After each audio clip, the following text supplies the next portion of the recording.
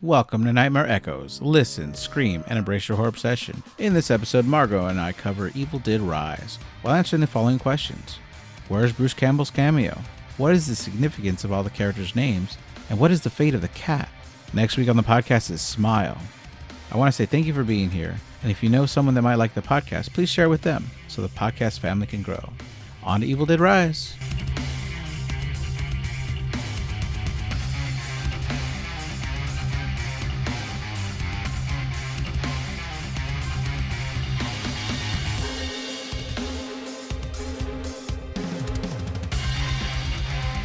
Hello, Margo, and welcome back to Nightmare Echoes. Hello. I blinked. We're doing a podcast. We're doing a podcast, and we're talking today about... It's a wonderful Monday morning. It Beautiful is. skies. Yeah. It's beautiful out. Where are we? I don't know. Wherever it's beautiful out, I guess. We're covering Evil Did Rise, written and directed by Lee Cronin. We've made it to the fifth and final film of this franchise, if you count that we didn't cover the series. And it's been a long road, but I enjoy it. I think I like this one way better than the last one. Spoiler. No. This one was way scarier. Yeah, I like that. Look, did I like the last one?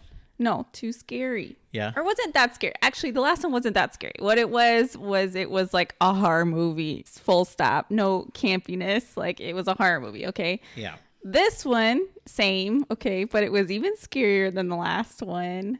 Was I really, really scared? No, but I think it helped that I know what's Evil Dead. But yeah, would I have watched it by myself? No. No. So you did? If I you had did watch seen, it with somebody I else? did. No, I'm saying if I wasn't watching it for this podcast, would have I watched it? No. And if I had seen the trailer for this movie, I'd have been like, no. Yeah. No. I thought it did good at the scary, did good at the creepy. I agree with you. I got it on 4K, as we talked about last time. 4K Blu-ray edition, and I'm disappointed that there's 0 special features on it. Oh, unless you count subtitles in 5 languages as a special feature. Because I was really disappointed. You can get that on Netflix. Yeah, exactly. I mean, it's not on Netflix, but you know what I mean. Right. It's on HBO Max. Yeah.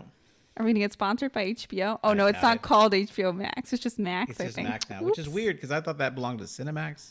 I don't know. Whatever. Anyway, so basically, a quick spoiler-free review.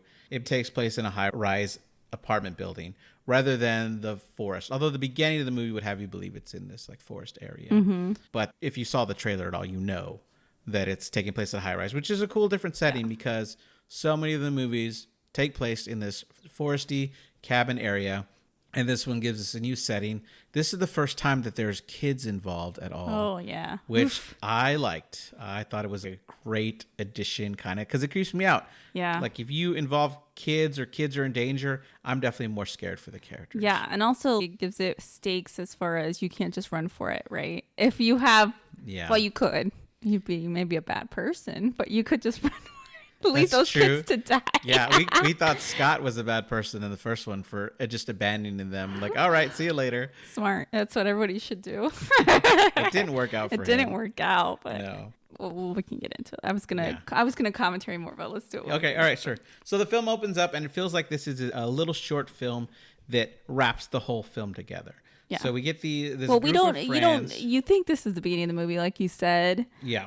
We start in the forest. We're seeing the evil run through the woods. Turns out it's actually a drone. Piloted by I was like, where are people. they? Because these woods don't look like the woods. Yeah, they're different. Spoiler, it's California, but yeah, I was like, it looks a little bit tropical.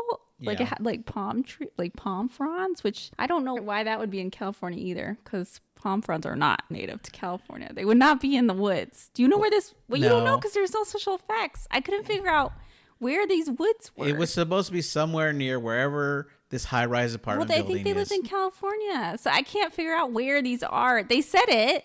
Did they? Okay. But I'm like, I don't know. Is it really there? Because it looks very weird and tropical.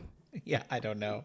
But whatever. I mean, it looks like any lake you would get for any Jason horror movie, right? The lake looked fine. It was when they're walking up to the cabin and stuff. I was like, okay. But whatever. I'm getting into the weeds about this. Who cares? All right, let's go on. So we have 3 characters in this short little film here that are named Teresa, Caleb, and Jessica. Sure. Jessica seems to be sick, which is forcing Caleb and Teresa to hang out with each other, but Caleb is Jessica's boyfriend, and Teresa's just annoyed. Yeah, he's being a jerk. He's just a bit of a jerk. He flies the drone right... Deserves to die. Just kidding. Well, he does. No. He flies the drone really close to her face, which pisses her off. Yeah, that's what the demon view cam is just the drone, and it's about to hit her. It's her first fake jump scare in the movie. Right. So she says, you could have cut my head off, and he says something like, it wouldn't be a clean decapitation. It would just mangle your face. Yeah, cut your face which over. Is a hint for things to come. So Teresa goes inside. She talks to Jessica to see if she's feeling better. She's just laying there. Apparently, Caleb gave her a Klonopin so she can sleep off whatever she has. You missed a really important part. Okay, so when they go into the cabin... Yeah. Oh, first off, this cabin is very modern looking. It's like one of those A-frame... A-frame like modern cabins, which is a fun redo of the cabin and that broken down cabin. It's not the same thing, right? Although when you go inside, it looks broken down, which it doesn't fit the outside, but whatever. There's also no sailor. It's like dark. Well, we don't know. That we know of, We don't know. There might be. But you missed a really important part, which there is a clock, okay? Would you have said that clock is drawable? Is that a drawable clock? I don't know. It depends on the artist, I guess. Haha, let's call back to number 1. I get it, yeah. I was like, what important detail. What are you talking about? Little tiny detail in the background. Well, they close up on the clock. I feel like that's a callback, but I don't know if it is or not. We're going to have to do our own behind the scenes commentary because we don't know what it was. Sure. So Teresa goes in to check on Jessica. We find out that they're cousins, and she asks if she could borrow the car because she's just stuck there with her boyfriend, and none of their other friends that were supposed to come to this camp out have showed up, so she's just bored. Teresa's sitting down to read a book. Then all of a sudden Jessica's sitting up, starts to read the book aloud without seeing it, like the trick in the first movie. Yeah. Or did the demon just memorize Wuthering Heights? It could be. Maybe that's its favorite book. Yeah. That could be. Yeah. But how did she know what page she was on? Oh, good point. That's a good point, right? Yeah. And then she starts screaming and yelling, let me in. Jessica falls off the bed. She starts to literally laughed when she rolled off the bed. Yeah. The way she did it was really funny. It looks like when you sometimes sit, maybe this never happened to you. Mm-hmm. You sit too far onto the edge of the bed and you just kind of fall off. It was really funny. But anyway, it wasn't supposed to be funny, okay? But it was. No, that's great. That's great. And then she starts spewing up this like opaque white / clear liquid. Yeah. It looks like watered down milk, kind of. Deadites always throwing up something gross. Yeah. Yep. Teresa's coming over worrying that Jessica's dead. She checks her pulse and is listening for a heartbeat, which seems like she's getting ready to do CPR. And Jessica grabs her by the throat and scalps her. Ugh. Which was gross. I wrote in my notes, scalping. Yikes. And then we see Caleb is peeing in the lake when Teresa walks up and asks him for help. Caleb puts it away real quick. How long do you think you'd live after you got scalped? I can't imagine. I don't know. There's so much pain I'd pass out. Yeah, I don't know. I guess I was thinking like when they do brain surgery or whatever, I guess in a way they do scalp you, although they put it back. And you can't feel it, right? They give you anesthesia or whatever. But I was like, so I guess the brain can survive being open. But also I feel like when you're in surgery, you have like IV or whatever keeping you alive. You're not just bleeding out from your head. You know? Anyway. So Jessica comes out and grabs the drone. She just pulls it against her face and kind of like mangles her face and then just falls in the water. Caleb is freaking out. So he jumps in the water to try to go for her. He dives in to rescue her, but then Teresa's trying to warn him, like, don't go in, right? Mistake. Yeah. She starts trying to pull him down. He's trying to fight for his life now. And then we see all this blood appear everywhere. And then his head flies off onto the dock to see while the drone couldn't decapitate. Apparently a deadite can pretty fast. Yeah, I guess she tore his head off. Right off and then threw it onto the dock. Okay. Jessica starts hovering above why not? Right. Jessica starts hovering above the water, kind of like Jennifer and Jennifer's body. Yeah. And then we see the title card, Evil Dead Rise, which looks pretty cool. It was very cool. I wrote down cool title. It looked really cool. And then the real movie starts. Mm-hmm. It says 1 day earlier, we get a little tiny card that tells us that. And we meet our main character, Beth, played by Lily Sullivan, who I recently saw in the movie Monolith. She's drinking a bunch of water so she could pee on a stick. Mm-hmm. We find out she's a guitar technician. She's apparently the boss, but not high enough level that she wants to be. I don't know how many levels of guitar technicians there are I have no idea. Because the guy that comes up to her asking where the specific guitar is, and she's annoyed that she already told him where the guitar is. He calls her boss. Yeah. But she's obviously finding out that she's like, pregnant. maybe she's like supervisor, not manager or Right. whatever, Yeah. you know? Yeah. Yeah. I was like, do you think that if you were going to check if you were pregnant, you would do it at a gross bathroom? Or maybe you'd wait until you're home? Well, it might have been her only option. I don't know. Why? Because she's on the road all the time? Okay, but she could at least go do it in a McDonald's bathroom. Because she's not a groupie. She's a roadie. Yeah, I know. I don't know. You don't... I guess, are they living in a bus, you think? It could be. So maybe this is her only time for privacy. Right. Okay, sure. But yeah, so or they go do it at the CVS or whatever where you got your pregnancy test.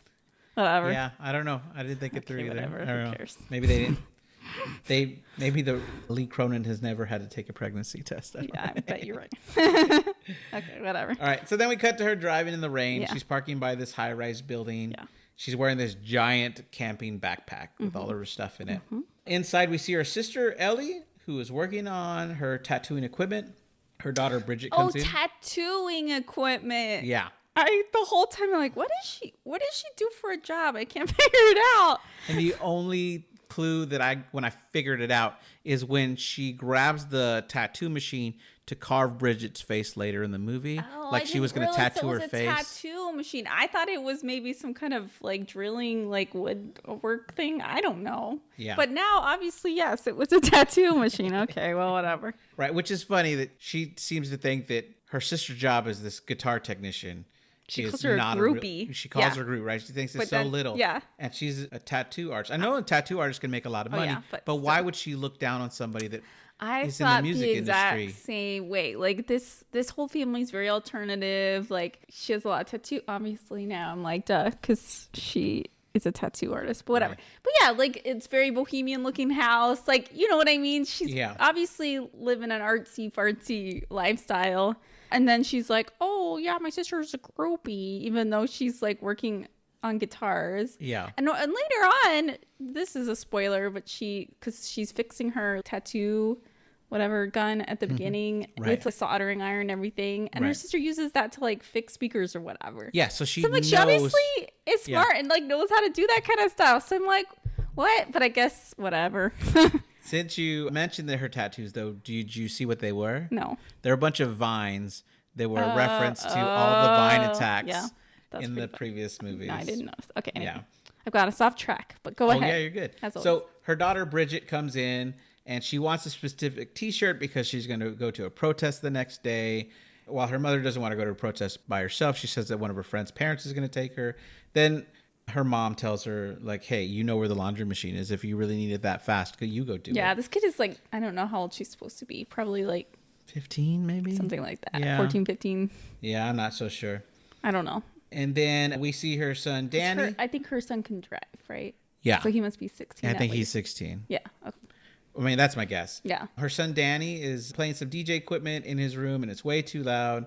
Then we see her youngest daughter, Cassie, is cutting the head off a doll with some big scissors. Yeah. How old do you think she is? Like 7? I don't know. But I get like a kid, a young kid. That's what I was thinking. Yeah, the kids in this movie, I mean, the young one obviously looks like a kid, but the teenagers look like kids, which is nice. Usually teenagers, quote teenagers in movies are definitely in their 20s. Yeah, 26, but 27. I don't know how old the actors are. Did not look it up. I didn't either. But they look like kids. Yeah, they look their age. Whatever age they're supposed to be. So then I hear the doorbell ring, and it's 2 boys down the hall named Scott and Jake who invite Bridget over to watch a Nightmare on Elm Street marathon. Mm-hmm. Scott makes a quip about watching even the shitty ones, and Jake says there isn't any shitty ones, which I think this is more of the continual references to Wes Craven's movies that they've done throughout the whole movies back and forth. Bridget says something like, in your dreams, and closes the door on him. But then she looks out to see Jake wanting to knock again, but he doesn't. And she seems happy to have the attention.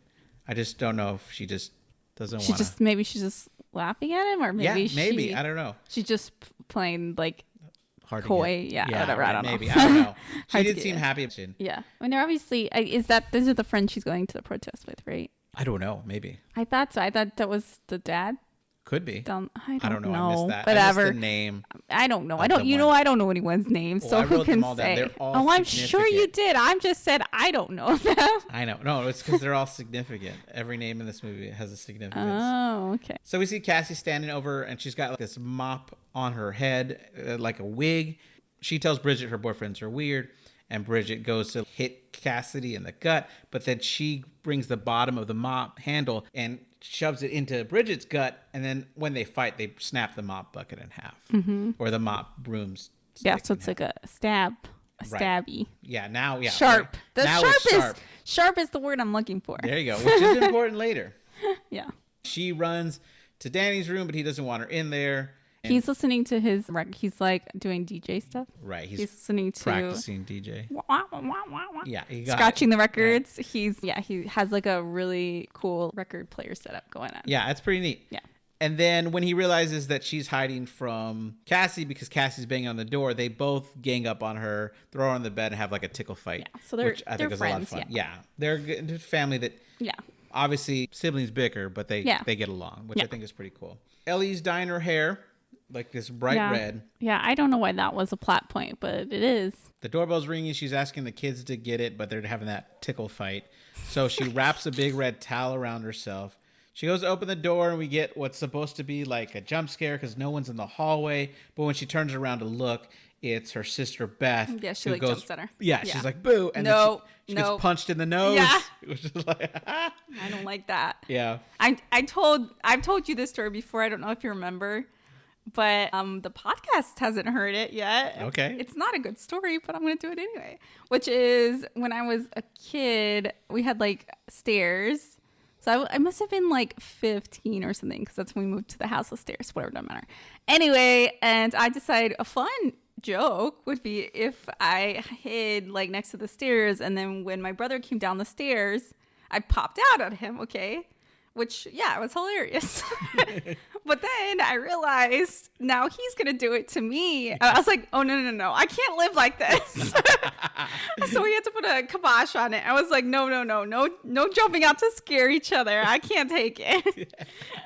That's too funny. Yeah, my kids are always trying to get me. I'm trying to explain, look, I like getting scared in a controlled environment. I like knowing that the TV's going to scare me. Yeah. I don't like living in fear that my kid's going to jump around the corner. Exactly. I don't want that to be my life. Yeah, exactly. Always on edge. Someone's going to jump out at me. That's too funny. So Ellie has this line where she tells Beth it looks like she hasn't been sleeping. Beth says it beats looking like a tampon because the towel is soaked in red now. Like the towel's white and then the bottom of the towel is having her dye, so it looks red. Yeah, I think it's pretty funny. She tells her that the buzzer downstairs isn't working and she could walk right in. And Ellie tells her the whole building is busted because it's scheduled for demolition in a month. Yeah, it's like condemned building. So. And then we have a scene where they're sitting around the table talking to Beth, and she brought them some gifts. Things get all awkward when she says that she brought a gift for their dad, and she doesn't realize that 2.5 months ago their dad left the picture. Mm-hmm. Ellie sends them out to get pizza. The kids, so that they can have like a sister to sister talk. Right. And in this talk, she tells them that she tried to call her twice, left 2 voicemails the day. She's like, why didn't you reach out to me? Like I could have come home and helped you. And she's like, I did try to call you. Yeah. She said, I called you once when he said he was going to leave, and once the day he actually moved out. Yeah. Right. Oh, another thing that I missed there at the table, Cass shows Beth her little doll that she's made with this beheaded doll. Stephanie. Right? She's attached it to this broken mop handle. Yeah, so she has like a doll head at the end, which it has like a glow bracelet as its little crown, and then it's attached to like a spear, basically, like a stick with the end broken off. And it's because her brother has told her that there's this ghost of this guy that hung themselves in the bank downstairs, which is all important information, except the ghost. And so she has a stick because Stephanie is going to protect her from this ghost. Mm-hmm.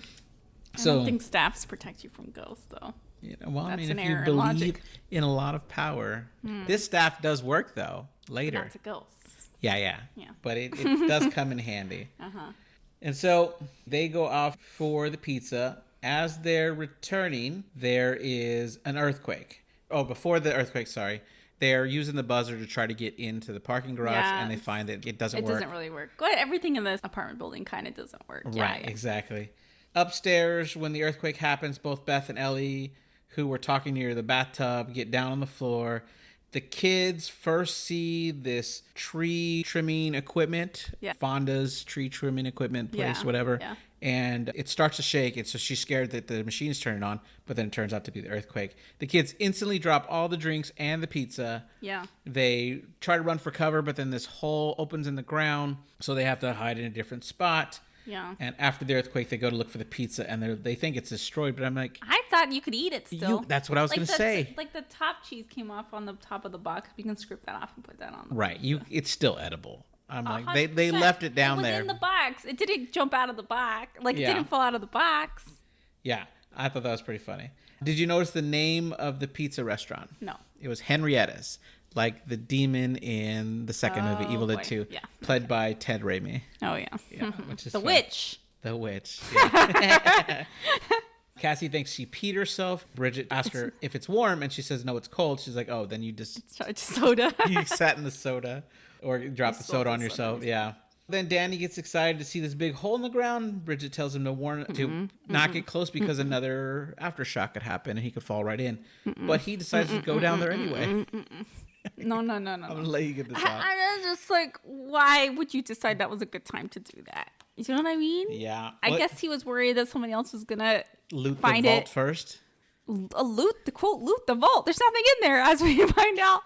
But I'm like, I guess that's why he jumps down there. But I'm like, if there's an earthquake, first off, I'm not living anywhere where there's an earthquake, okay? Which I guess now rolls out the East Coast too. Sure.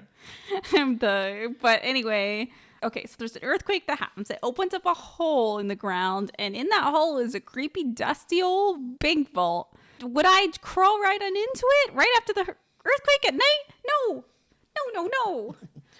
Well, he thinks that there might be something valuable down there. He goes down there. There's a jump scare. Jesus on a crucifix, a massive one, almost falls on top of him, crushing him. Oh, you know what?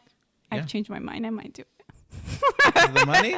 No, just because it's kind of cool to go explore it. Oh my gosh, Margo. Yeah, but there are 2 points where cockroaches come on out, which I'm like, would cockroaches be down there? Cockroaches, like either the little German cockroaches. Yeah. They like garbage and stuff. There's no garbage down there. Well, maybe the books seem to be attracting them. Well, then, okay, so then the big cockroaches that live in the sewer, they like water, and there's no water. So I'm like, would there be cockroaches? Yeah, I don't know. No, but it's okay because it was creepy, and that would have been I would have run for it. Yeah. ASAP. So he found a picture of 3 priests, 3 records. Then there's a big hole in this, looks like a giant crypt or like a grave for somebody, right? There's a big hole inside. He pulls out, we know it's the book, but it's bound. When he's looking at it, it starts moving, which I was like, why would the book be moving? Yeah. When he opens it, big jump scare, bunch of roaches fly out. Run away! Run away! And so he gets scared. Bridget's like, are you okay? He's like, I'm fine. But he packs it all away and takes it upstairs. No, don't do it. Don't do it. Beth is trying to call the kids, but the network's down. Ellie's knocking on her neighbor's door, and Gabriel comes out down the hall asking if everything's okay. Yeah, he's the dad of the 2 boys. Okay. Yeah. Right, and she wants to know if she can borrow his car, but he offers instead to drive them, which I think makes a lot of sense. And then another neighbor, Mr. Fonda, comes out asking Beth who she is. She answers that she's Ellie's sister, and he goes, oh, the groupie. Yeah, it's not cool. It's not cool. Her sister tells everyone she's a groupie. I know, it's so bad. But just as Gabe comes back with the keys, we see that the kids have made it back in the elevator. Ellie's upset that they use the elevator because they're never supposed to use the elevator in an earthquake. And then she uses the elevator not 30 seconds later. A little bit, yeah. Way more than 30 seconds. Okay, my point is she does it too. Yeah, exactly. Cass is all upset because they dropped the pizza, and Ellie's like, I love you guys more than pizza. Like, but that pizza was eatable. It's still good. You can go down and get it right now. A little bit later, we see Ellie is packing, and Danny and Bridget are looking at the book. Danny wants to know if it's worth anything because they know their mom can use the money. Bridget says that their mom wouldn't want to get money from something that was stolen. He says that it's been locked away forever. No one was looking for it. It's definitely not stolen. She says the smartest thing that people say in this series, and it's probably locked away for a reason. Mm-hmm. Yeah, Danny doesn't listen and tries to pry these. Like, the book has all these pointy teeth that are interlocking to close it. You know what? I had the thought for the Book of the Dead to put it in a bank vault before, because I'm like, you could bury it, but then it's like evil and might call somebody to like unbury it. I guess you could like encase it in concrete and drop it into the ocean. That would probably be the best.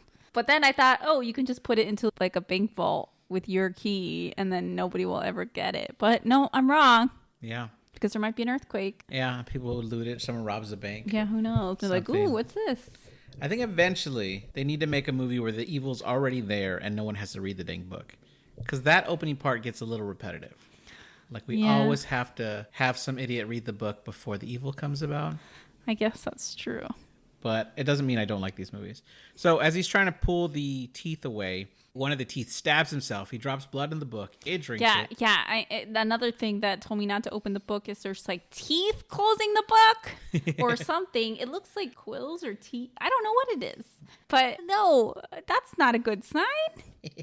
So yeah, it drinks his blood, which makes the thing happy, and it loosens his teeth and starts opening it. And inside, all the pictures are so pretty. Blood. Yeah. Oh, is that what you described Oh my them? gosh, wow. Yeah, so serene and beautiful, these pictures. No! They're dull of demons. Close the book. Oh, that's so funny. So Bridget wants him to take it back immediately, and he says there's no way that their mom is going to let them out the front door tonight, and she says, okay, first thing in the morning, and he agrees. Beth is preparing a bath for Cassidy, who is dressed in a bathing suit and goggles. Oh, I want to also say that the fact that this book is like in a bank vault or whatever, it's like definitely not the other book, right? Because... Right. And this plays into the like Army of Darkness lore that there's multiple... Right. The Book of the Deads. The director would say that there's 3 books out there in existence, and this is why have 3 books? Isn't there 4 books?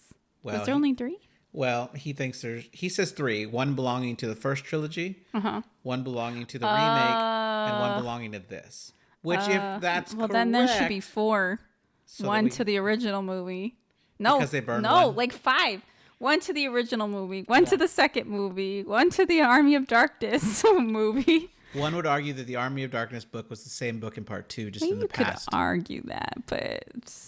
yeah, but I think he's limiting it to not having enough material for a movie. Because then after this point on, every director would have to use one of those 3 books or make it look exactly like there could be an infinite amount of books and infinite amount of multiverses, I guess. Okay, yeah. Maybe the old Darkhold, spoiler for Doctor Strange book, is also a version of a Necronomicon. That's what I thought too. Yeah? I wrote that in my notes for that movie. That's funny. So Cassie says she was once stung by a jellyfish and says she can't go underwater if she can't see what's going on, hence the goggles. Beth puts her hand in there, pretends like something's grabbed her for a scare, but then when she brings it up, it's a rubber ducky. Stop scaring people. Family? Beth's stomach hurt, and Cassie tells her that she also doesn't like when her stomach hurts either. Yeah, why is her stomach hurting? Because she's pregnant. Because she's pregnant. I don't think that's a good sign. Yeah. when you're like in your first trimester, she's like barely pregnant, that you're getting severe pains. You're probably right, yeah. I don't know. I've never been pregnant. Do you remember that from your wife? I mean, I know that women first find out they're pregnant because their stomach feels different. Is that true? I think so. Like, they were like, I think you can if like you feel different. That's why you feel like you're sick more often than not. Sometimes you're vomiting. You're sick. Oh, yeah. Maybe she just has nausea. Yeah. Okay. Right. I didn't think it sounded like she was in pain, but maybe it was just nausea. Okay. Yeah. That makes more sense. All right. So Danny's listening to the records. Father Marcus Littleton at the St. Patrick's Cathedral has invited a bunch of people to talk about this artifact they discovered. Basically here, he's got a congregation there. He's saying that they found this Naturum Demento, aka the Book of the Dead, and he wants permission from the church to help translate it. You get someone in the back yelling it's heresy. Then you get another person that yells, destroy it. It's called the Book of the Dead for a reason. Yep, that guy has a good point. Do you know who that is? No. That's Ash. Bruce Campbell did that cameo, and the director... I didn't recognize his voice. That's really funny. And the director said that is Ash stuck in another time period because he's always time traveling. He's always stuck in different time periods. And so that's pretty cool.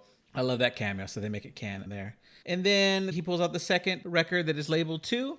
If only he had like labeled them like record 1, introductory, record 2, don't play this one. This is when I read off. Yeah. The demon. Record 3, this one doesn't do shit, but I guess play it. Yeah. The third one's the warning. Or no, third one, oopsies. Yeah. The third one's the warning. And I would say that Doctor Strange nailed the joke when they said maybe they should put the warnings before the spells. Exactly. Right? So I think that was like the perfect joke there. Like, why didn't he label this one number 3, number 1? To say, don't listen to the other 2. Or destroy the records. Oh my gosh, yes. What a concept. And yeah, so anyway. So he's playing the second book, and in the second book, he's there with 2 other people. He needed just one record saying, hey, don't read the Book of the Dead. Don't translate the Book of the Dead. I promise you, it's not a good idea. Bye. And he's been joined by Cannon, Damien, Shanahan, and Father Hugo. Oh wait! Cortez. I want to pause too because I want to say in the last movie that the Evil Dead remake, yeah, they did put warnings all over the book to not read it, and You're he right. still did it. So maybe it wouldn't work.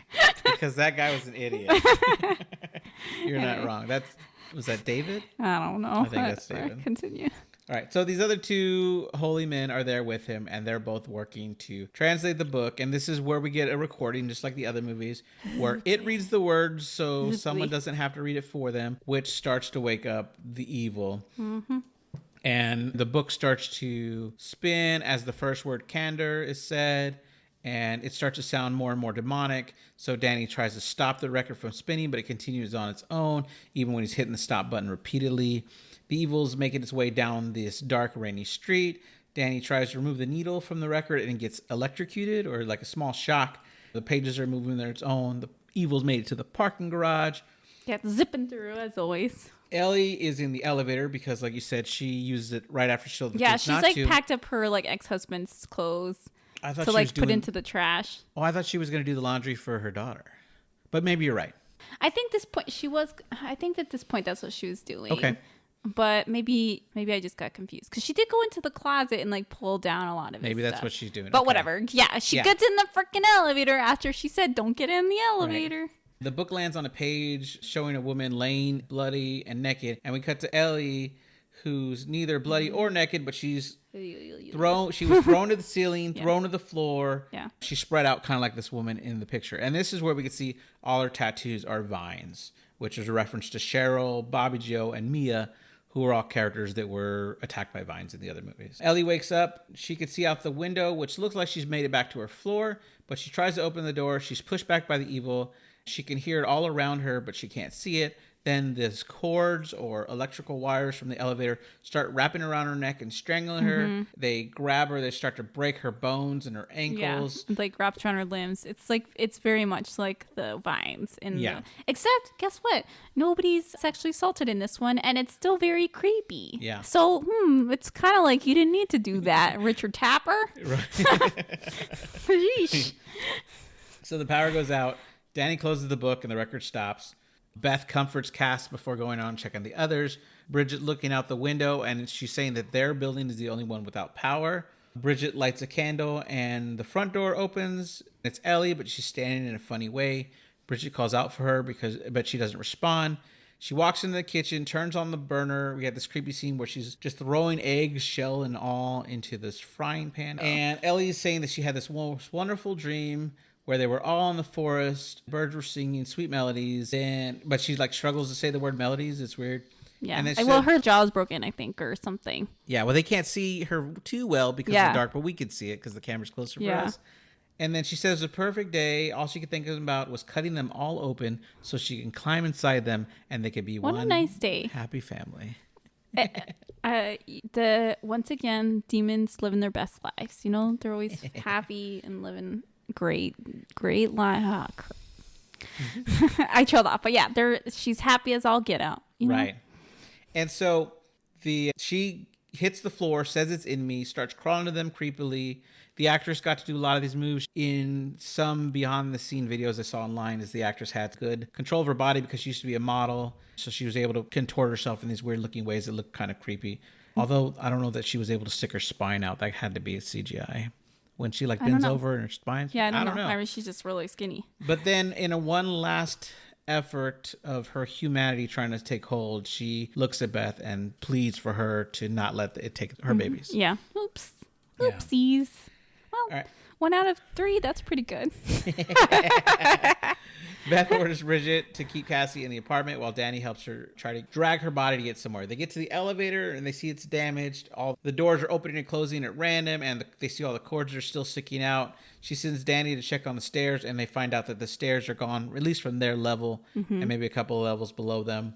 And this kind of mirrors the bridge. From the other movies. And then the flooding in the 2013 film, because they couldn't drive past the flood.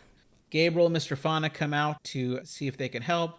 He says that there's like an emergency, fire escape. Oh, there's that they can use, but it's in one of the rooms or one of the apartments that is locked. Right. Because it's unused. Mr. Fauna wants to get his gun, but he tells him like there's enough going on without people panicking from grabbing a gun. Yeah, but so he makes a point to say that the doors are really old and like really well made, so you can't just like bust through them like you could a normal day door. They do help her bring Ellie back into her own bed in her apartment. Gabriel wants to pray, but Beth says that Ellie was never very religious, but he does it anyway. It saves her. No, sadly it does not. Right. Beth is sitting on the bed talking to her dead sister when her phone starts playing the voice messages that she had left earlier when she had first called for help. But the messages change to Ellie screaming that she's burning alive. Then the phone seems to crack. Uh-oh. Beth drops it. Beth looks at Ellie because she thought she heard something strange, and a fly lands right in her eyeball. And then, or in her right eye. But then she turns her eyes to look right at Beth, and she's sitting up. The kids are running because they think she's alive. Exactly. Yay, she made it. Beth tells them that she feels like she's burning, so they rush her over to cold water bath, which I think was still filled from when Cassie was using it. Bridget says she's going to go get some ice. Ellie all of a sudden jumps up and holds herself on the wall on the ceiling and releases a scream that could be heard down the hall. I don't think you're supposed to cool off fevered people in baths anymore. I don't know. I don't know either. I know you're not supposed to put them in like a cold bath. It's supposed to be maybe a lukewarm bath, but I thought maybe they don't want you to do that. Whatever, it doesn't matter. I think they say to a certain degree you're burning for a reason. Your body's trying to fight something. Yeah. Unless it gets high enough that it hurts your brain. Some Tylenol. Yeah. But she jumps up to the top. She's screaming. They can hear it down the hall. Bridget takes Cassie to hide in another room. Ellie falls into the water. Her hands come up and we see her head. She's looking full deadite now. Danny asks Mom, and she replies, Mommy's with the maggots now, which is freaking creepy. Yeah. Beth and... They use like demon voices, like, Mom, I can't do it. Mommy's with the maggots now, but it doesn't sound like that at all. Not even a little bit like that. Mommy's with the maggots now. Yeah, basically. Yeah, you did it better than me. Mommy. Beth and Danny back out of the room. Ellie comes walking slowly towards them with a shard of mirror in her hand. Ellie starts slicing at Beth when she comes towards her face with the mirror shard in her left hand. Bridget yells for her to stop. Beth gets away and Ellie drops the shard. We get the oldest trick in the Deadite book where Ellie starts to speak in her normal voice, saying that it's not her fault and she doesn't understand what's happened to her. You know what I wrote down is when they were trying to get her, when she was dead, instead of putting her in the bed, too bad they didn't just roll her out the window. Because that's what you do with your loved ones. Yeah, just right out the window. Oh, man. I'm going to write in my will, if you find my dead body, just in case, just roll me right out the window, please. Although I live on a one-story house, so that wouldn't work.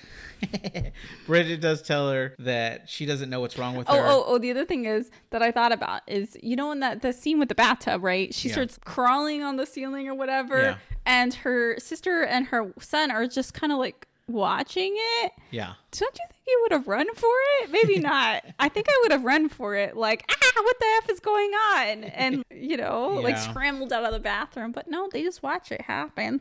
I guess they're in shock. Don't ask me. So Bridget's saying that she doesn't know what's wrong with her mom. She's trying to sympathize with her now because she doesn't understand. And her mom was just saying this all in a normal voice, like she was asking for help.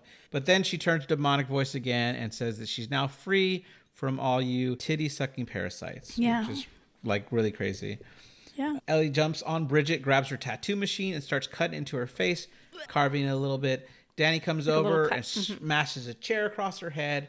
Gabriel and Mr. Fonda come in because they heard that scream earlier. So I was thinking, so sorry to kind of back up a little bit.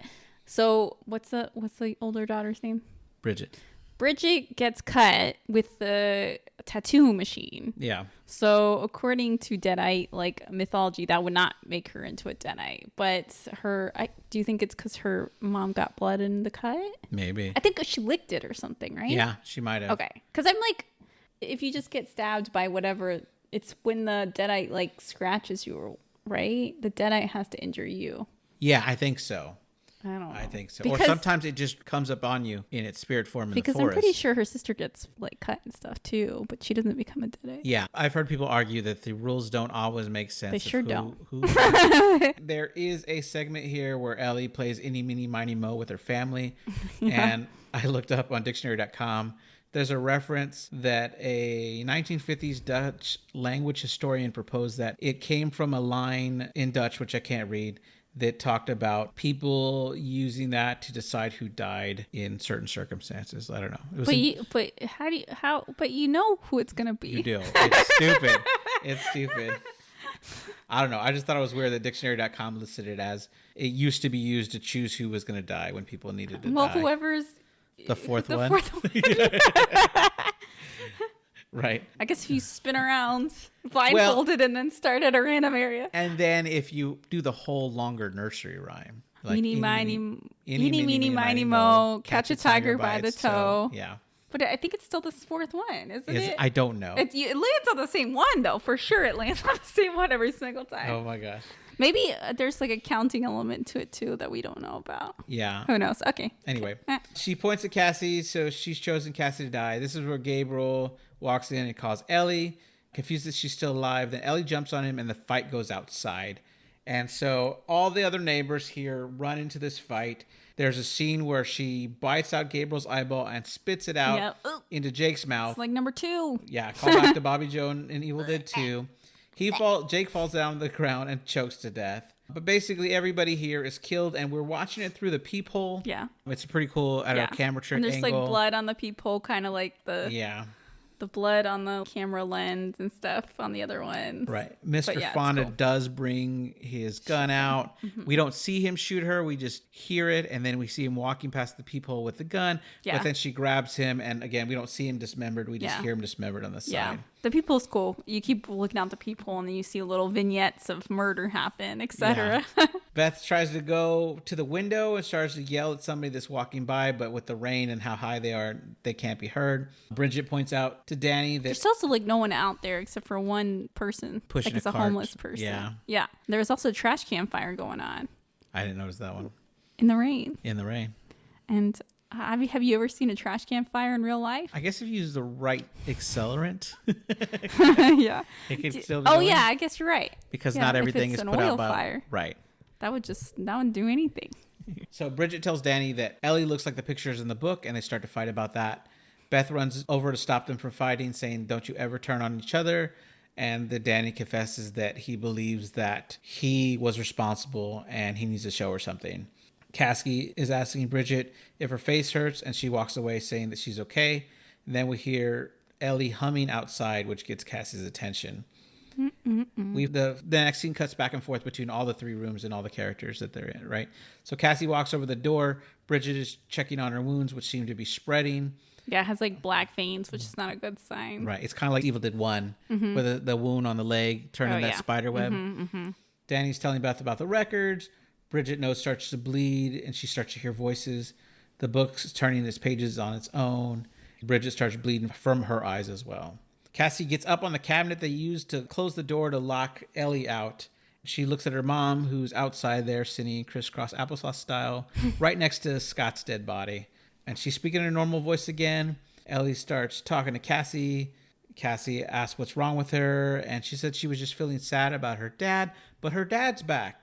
And he's right on the corner. He's right there where you can't see.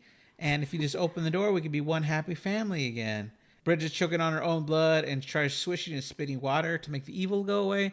And I was thinking maybe she should have tried magic mouthwash because that solves everything. They prescribe it for everything. That's a good idea. She coughs up a big chunk of black sludge, and a bunch of creepy crawlies are inside. It's gross. They showed they flashed to the book, and it showed like tentacles kind of or something coming out of the mouth of the person in the book, and then it shows these like sluggy things coming out of her. Cassie tells her mom she doesn't look so good. She replies, "There's nothing the big old hug and a kiss from you wouldn't fix." She convinces Cassie to open the door, and she instantly grabs Cassie by the throat instead of waiting until she opened the door all the way. That makes sense. Beth and Danny hear the scream. Yeah, this pretending to be okay again always works, doesn't it? It seems to work on somebody. Every single time it works on the lowest denominator. lowest common denominator. Beth and Danny hear the scream, run over and help close the door. They chain the door, what seems to mirror when they change the cellar. Yeah, except this chain actually works. It does, yeah. Ellie demands that Beth open the door, calling her a groupie. Beth is pissed, yelling that she isn't a groupie. Mm-hmm. Beth sends Danny and Cassie to her room. Cassie tries to comfort her brother, telling him that Stephanie will protect them. Yeah, kind of. They hear a bunch of noise and they're scared. Beth is responding to that noise and goes to check on Bridget, who is squatting on top of the kitchen counter with one of the burners on, and she's chewing a wine glass. She turns to Beth and she said that, well, she looks full deadite now. And she said that she had to get the creepy crawlies that were in her tummy because she hates creepy crawlies. Yeah, who doesn't? Right? I had a dog when I was a kid who would eat glass. Oh, man. And she was fine. It was gross, though, because when she's swallowing it, you kind of see the shard go through her neck. I don't know that would really work, but yeah. You see it like cutting, poking. Ugh. Bridget spits blood onto Beth, which sends her backwards, and she trips over a pan on the floor.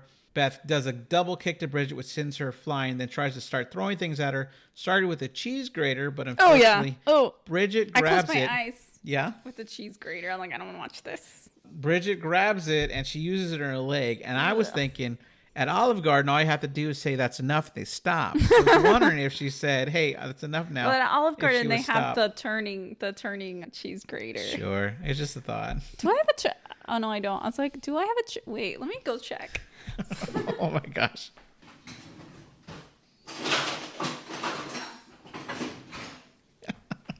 No, so the reason why I was checking is because there was this thing on the internet that people were like, you can buy the grater that they use at the Olive Garden, and I was like, yeah. Have you not lived in an Italian American household? Because we've had one in every house I've ever lived in. You don't buy it from the Olive Garden. You just buy it from the store.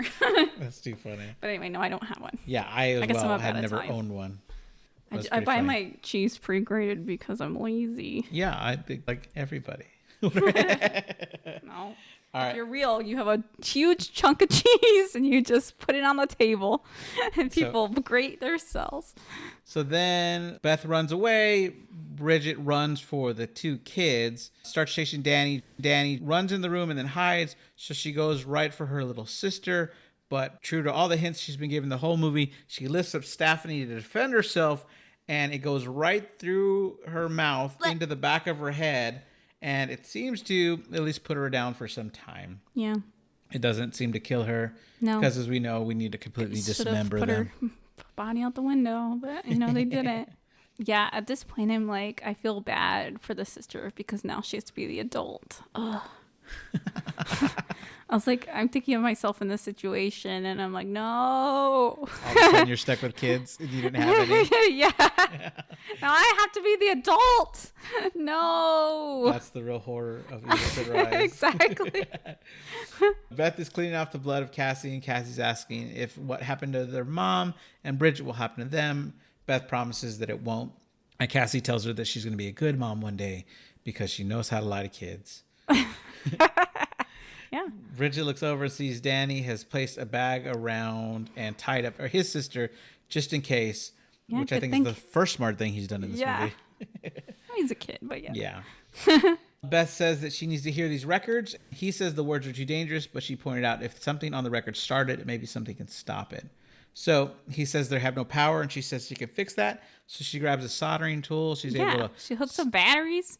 I did this project in physics class in high school. And she grabs the third album. She hands Danny a knife just in case. She plugs in the headphones, and we start hearing this third album is a warning track. Littleton saying that he was wrong to decipher the book, that the book itself cannot be destroyed, and if anyone finds it, they need to lock it off in a vault. Mm-hmm. And we see Bridget's feet are starting to move. Ellie hears the cats in the vent, and which there was, I glassed over that earlier. Their neighbor, Mr. Fonda, said that there's cat gets lost in the vent. And also, I thought, oh no, dead cat. So the original script did have the cat turning into a deadite. Oh, okay. And then Ellie eating it. Ew. But it was removed from the script, and Lee Cronin has gone on record saying the cat definitely survives. Okay, good. Yeah, you don't ever see the cat. The cat must have escaped, but just gives her the idea to go into the vents, which... Where is everybody living that these vents are so big? Right, I know. That a grown woman can crawl through these vents. Yeah, it's obviously something that happens in movies all the time, but these vents are really sharp inside. They're really narrow. It's not. Yeah, anytime they really do it, possible. reminds me of Star Trek when they're crawling through the what do they call it?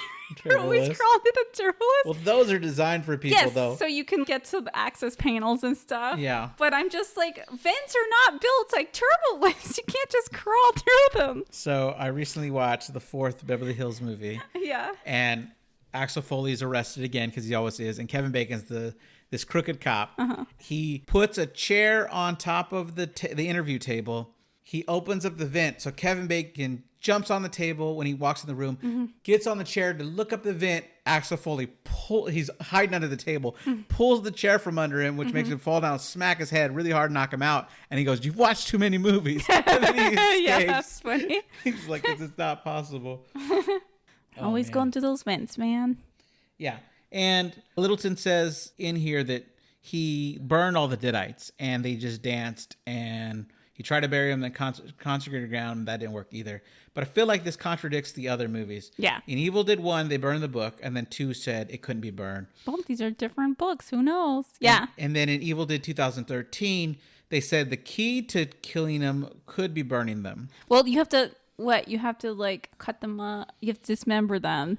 And then burn them? I think so. Okay, yeah, remember? that makes sense. All right. What was it? Oh, you have to bury them. No, it didn't have to be consecrated, but you buried them, then dismembered them, then burned them, I think. Right. That was the last movie. Right. Yes. So Danny wants to open the door to where Beth is, and Cassie tells him to be careful. He looks back at her, and... Oh, no, wait. No, I'm wrong, because he didn't have to dismember his sister. No, but he brought her back to human. But I think kill them... by burying her alive, or burying her deadite. Yeah. And somehow then he was able to shock her back to life. The rules were weird on that one. Yeah, who knows? Okay, whatever. But yeah, they didn't. They ended up killing them by burning them. Right. Yeah. Whatever. Who cares? Eric was the book reader. I don't remember. He's the one that burned. Okay, you whatever. It was Jimathy. I'd be like, sure, yeah, Jimathy. All right, let's see. So Danny wants to go in the room with Beth, but his sister says no, it's not a good idea right now. He turns around to look at his sister, and we see that behind her is Bridget, but she's still wrapped in whatever that trash bag and ever is. He pushes his little sister, Cassie, out of the way, and the knife that he had given by Beth, he runs up and he stabs Bridget. Then somewhere around here, she's like hovering. She jumps on him, pulls out the knife, and starts stabbing him in the arm. We cut back to Beth, who Littleton is saying the only way to destroy them was to dismember the body. We see Bridget vomiting all over Danny's face. She pulls out the knife. Why do we have to vomit on people's face? And then she has some kind of like I told you so moment about putting the book back and starts stabbing Danny like crazy. Uh-oh. Done so for Danny. Yeah. As Beth is listening to the album, we see Ellie. Beth is unawares. Yeah, because she's wearing headphones. Yeah. We see the feet coming from the ceiling as Ellie's lowering herself into the room. She looks in the window and she can see the reflection of Ellie behind her. So she's able to grab a screwdriver and stab her sister in the neck. Beth stabs Ellie in the neck. Beth is then flung out of the room, and she sees the falling over Danny covered in blood, dying. Oops. Ellie comes out to grab Beth, saying, "I'll swallow your souls," which, classic line. She starts to hold Beth down, and she smells her up and down, and she smells the baby, and she goes, "2 souls?" And gets really excited. Yay. 2 for the price of 1. Right. Cassie finds the scissors that she hid earlier, and she throws them over to Beth. I don't think we ever mentioned those scissors. We didn't? Oh, darn it. Whatever. At the beginning of the movie, Ellie's like, "Where are my scissors?" And her daughter had them, and she's like, "I don't have them." She hid them under the couch. Yeah, instead of giving them back to her. Yeah.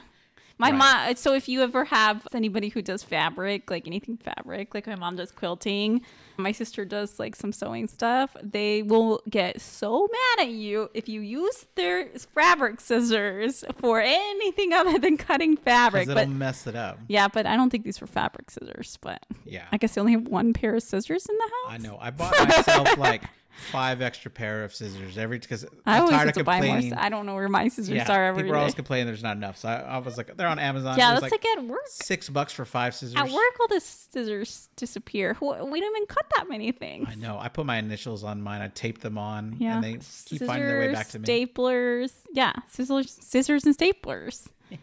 I don't work there anymore. So, life update podcast. I don't work there anymore. Okay, she stabs with the scissors. She stabs her in the head with the scissors. Yeah. Sorry, I off-tracked us. No, you're good. So they run out of the apartment.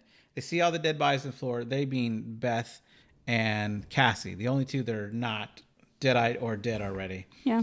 They go down to the door where Mr. Fonda and Gabriel were trying to force open earlier to get to the fire escape. And, well, she's trying to break it down with an axe. And then she's trying to kick it. And then she finally gets Mr. Fonda's shotgun. Do they have an axe? I thought they just have a hammer. Yeah, maybe. I think they're trying to break the lock. Okay. An axe would be good. But she gets Mr. Fonda's shotgun. Yeah. And she's about to use it. Then we see that Ellie is waking up. She pulls the scissors out. Yeah. Right when she's about to fire with the door. She screams and so she turns. Oh, her leg. Yeah, she shoots her leg out. Ah! And then Ellie tries to play like she's Cassie's mommy again. And Cassie's like, "Fool me once, Jimathy." Yeah. And then she tries to tell Beth to not take her child away because she has no idea what it's like to bring a child in this world. Right as Beth is about to try to shoot her again, she's grabbed by Mr. Fonda, or Deadite Mr. Fonda, and this moves the shotgun enough to blow off Ellie's arm this time. So now she's missing a leg and an arm. Mr. Fonda says that the gun is his, and Beth starts beating him in the face with the blunt end of it. Bridget and Danny come out and act like they're crying over their mother. But then it turns into laughing, and everybody... Yeah, they're always having a great time. And they're saying, "Everybody dies by dawn, Beth." Yeah, dead by dawn, dead by dawn. Just like Evil Dead number 2, right? Not called Dead by Dawn. Yeah, depending on where you buy it. Then all the other bodies in the hallway start chanting Dead by Dawn together, yeah.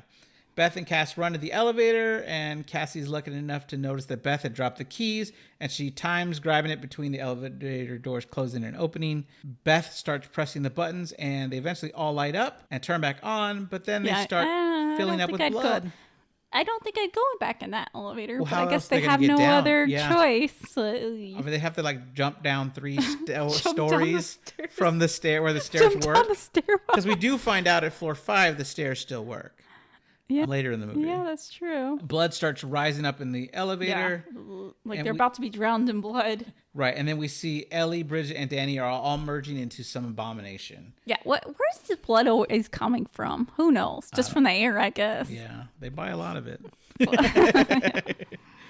We see the book turning its pages to also show a picture of this abomination. Yeah, they're like merging into like one. As it's filling up, thing. Beth's grabbing the cords to try to like pull both of them up top to escape through the vents. But that's right when the abomination is above them trying to get in. We fade to black. We hear a cord snap, and then we cut to the doors of the garage floor when the thing busts open and a river of blood shoots out both Cassie and Beth. And it was very reminiscent of The Shining. Yes, I also thought that. Hey, there's a horror movie reference I got. Yay. Beth wakes up to check on Cassie. When she opens her eyes, she looks at her and says, "Am I dead?" Both are covered in blood head to toe. They run to the car and bring you know what would have been a fun prank if she said, "Yep." Then she gives up. Oh, well, I give up then. They run to the car, bringing the shotgun with them. It starts with no problem, luckily, but the garage door opener doesn't work again. They try it several times before it does, but by the time it does, they try to go forward and the car is stuck. It's like the evil broke the ground below them. Well, I thought it was from the earthquake. Oh, that makes sense. Well, whatever. There's but like... the evil did do that. Did it? I thought the evil caused the earthquake. Oh, I thought it was just an earthquake. No, because the earthquake happened before they got the book. I know. Maybe I thought it was just an earthquake. Okay, maybe. Well, it could be both. Who knows? Yeah. All right. Or the evil could have tried to get them. It wanted to get them to come get its book. That's the way I thought of it. I don't know. I could be wrong. Who knows? Then we see the abomination coming. It's like it's like made out of all their bodies, like fused together. Yeah. It's creepy. I played this. Of the three of them. I don't remember what it's called. I played this really good video game. Is it Alone or is that the one where he's dead? Wait, hold on. So as the abomination's coming to them, they have to play a little game of hide and seek. As they exit the car on the other side, they have to run and hide behind a pillar. I always like when you like circle around an object when something's chasing you, because that 100% works unless they're going to like jump over it. Right. You could just keep running around in a circle. Then they see that the garage door is closing, so they gun it for it. They both run and slide. One kind of does a roll to get under it, and they do make it, but then the abomination grabs Cassie's ankle and pulls her through right before the door closes. So Beth is on the other side without the little clicker thing. She's got the shotgun. She runs over to the gate that's made for people to walk through, and she starts beating it. Yeah. At this point, do you think she had a little thought, maybe I should just let her die? I don't think so. I'm just kidding. It didn't look like she did. Kidding. All right. They take Cassie over to Fonda's tree surgery truck. Beth smashing the door. She makes it through. The abomination picks up a yellow chainsaw. Every other chainsaw in the franchise was red. Mm-hmm. This one was yellow because they didn't include his 1973 Oldsmobile 88 in the movie, which is always yellow, but they're in a parking garage. Yeah, you could have just had it. Like, that guy hides that car under a wagon in a Western where it doesn't belong. Yeah. He put it in medieval times. Yeah. It doesn't make sense that it should be there. But in a parking garage, they don't think to include it? Yeah. That's just so weird. Yeah. All right. So then the abomination is about to cut Cassie with it. They're getting really close with the chainsaw that they turned on. And then we hear a shot. Beth has shot the abomination with the shotgun.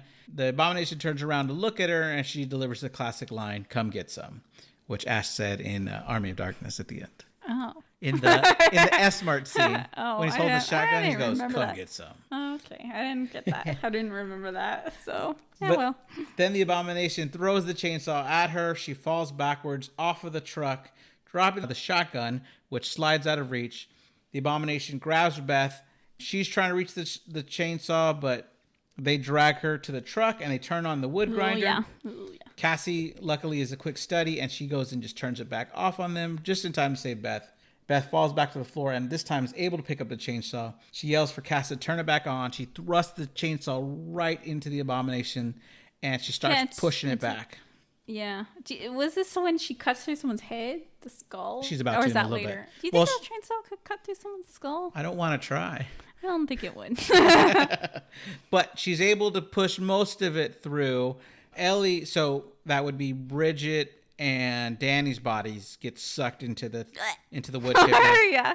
Ellie's torso and head are there. Yeah.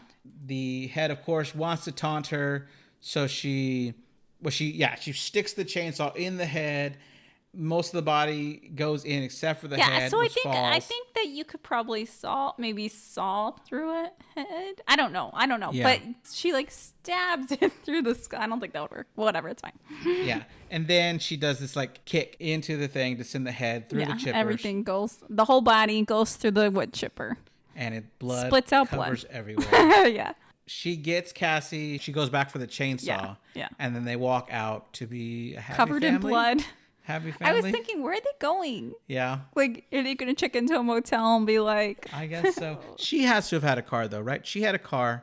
She parked outside the building. Oh, she's... Okay. So maybe they're going to take her car. I hope she's in an apartment somewhere, because where is she going to go that they're going to let her take a shower covered in blood? Yeah, I don't know. Are they going to get hosed on?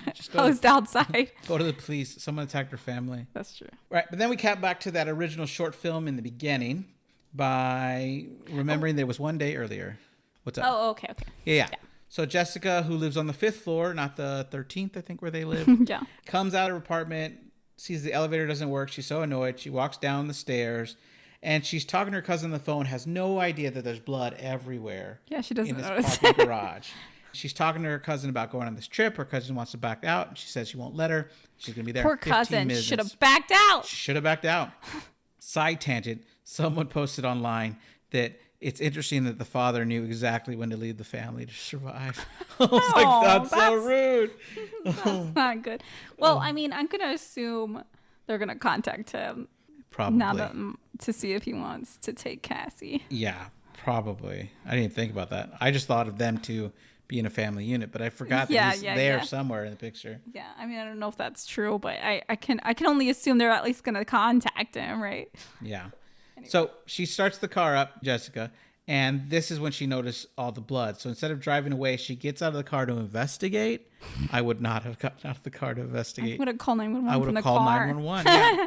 She gets out. It looks like she pulls out her phone to call the police, but then noise starts to happen. It startles her, and then we see the evil coming at her like it normally does in all the woods in every other movie, and she screams, and the credits roll. Yep. And in the credits are all the pages of the Book of the Dead, which look very disturbing. Yeah. The end. The end. We made it to the end of Evil Dead, Margo. Yeah, we sure have. Yeah, that was exciting. Yep. All right, Margo, so some interesting stuff about the kind of behind the scene things. Every character, for the most part in this movie, is named after somebody who played somebody in a previous movie. There was a character named Bruce, played by an actor who went on interviews giving people how he's in this new Evil Dead Rise movie, but nowhere in the movie he was cut because he's not there. But I'm going to go through them all. So in the opening scene, we had Teresa, who is a reference to Teresa Tilly, who played Shelley in the original Evil Dead. Okay. We have Jessica, and Jessica Lucas played Olivia in the Evil Dead remake. Beth Bixler is named after two people. Beth Davids played Sheila in Army of Darkness, and Denise Bixler played the second Linda. Oh, second Linda. Right. Ellie was named after Ellen Sandwise, who played Cheryl in the original Evil Dead. Oh, my favorite, Cheryl. Both Bridget and Mr. Fonda were named after Bridget Fonda, who played the third Linda. The third Linda? In Army of Darkness. Which is funny. Danny was named after Dan Hicks, who played Jake in Evil Dead.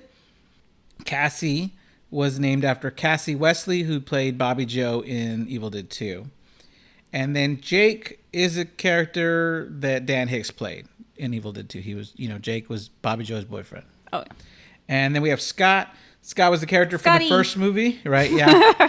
Played by Richard D. Monacore. But also Scott Siegel played one of the fake shimps in Evil Dead 2. But I think it was really a reference to the first one. Yeah, that makes sense. And then Gabriel and Caleb also were two characters that did not have a name for somebody else in the past. Yeah. But I thought it was kind of cool. Yeah, that is cool. Yeah. But thank you for doing this recording with me, Margo. Yeah, too scary, okay? I mean, I wasn't overly scared, again, because I knew the concept and I knew what to expect. But I think this one was the scariest out of all of the Evil Dead movies. Yeah. Did you think that too? Or Yeah, I think so. Yeah.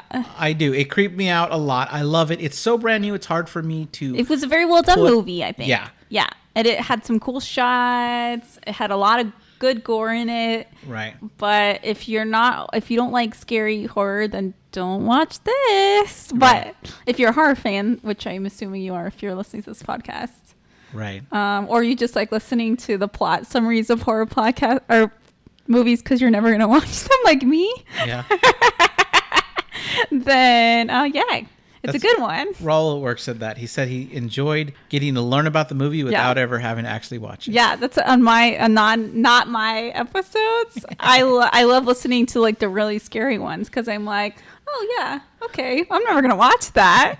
Like Hereditary, which I really enjoyed, and I'm like, I'm never gonna watch that in a million gazillion years. It's good. It is I guess good. if you said watch this and I'll give you $1 million, I would do it. If I had $1 million, Heck, I'd do it for $1,000 actually. No, maybe not, actually. I don't know. I don't want that trauma. It's some trauma. It is. It's shocking.